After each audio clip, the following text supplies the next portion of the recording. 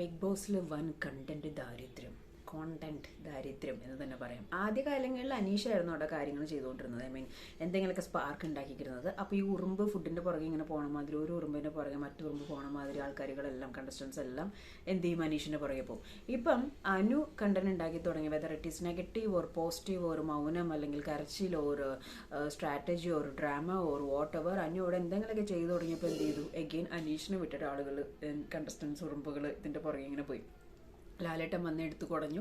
അത് മോശമായിട്ടുള്ള കാര്യമായതുകൊണ്ടും ഒരു കാര്യമായതുകൊണ്ടും സംസാരിച്ചു. അതിനുശേഷം അനു സംസാരം കുറഞ്ഞു, സംസാരം കണ്ടന്റ് ഇല്ല എന്ന് തന്നെ പറയാം.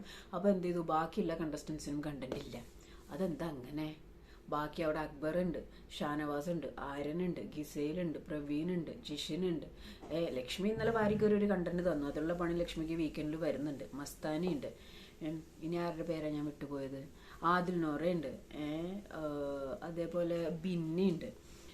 ഓക്കെ, ദെൻ പിന്നെ ഒനീലുണ്ട്, നമ്മുടെ നെവിനുണ്ട്, അഭിശ്രീ ഉണ്ട്. അഭിശ്രീയാണ് ഏറ്റവും വലിയ കട്ടപ്പ എന്നാണ് നമ്മുടെ ആര് പറഞ്ഞത്, പുള്ളി പുറത്തു പോയത്, അപ്പാനി പറഞ്ഞത്. അപ്പോൾ ഇവർക്ക് ആർക്കും ഒരു കണ്ടന്റ് ഇല്ല സത്യം പറഞ്ഞു കഴിഞ്ഞാൽ. ബാക്കി എല്ലാവരൊക്കെ അനങ്ങാതെ ഇരിക്കുകയാണ്.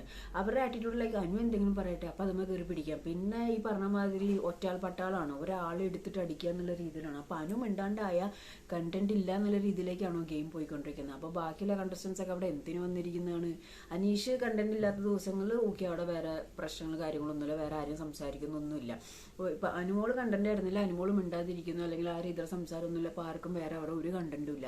അപ്പം പിന്നെ ഇവർ എന്ത് ഗെയിം സ്ട്രാറ്റജിയാണ് കൊണ്ടുവരുന്നതെന്ന് എനിക്ക് മനസ്സിലാവുന്നില്ല.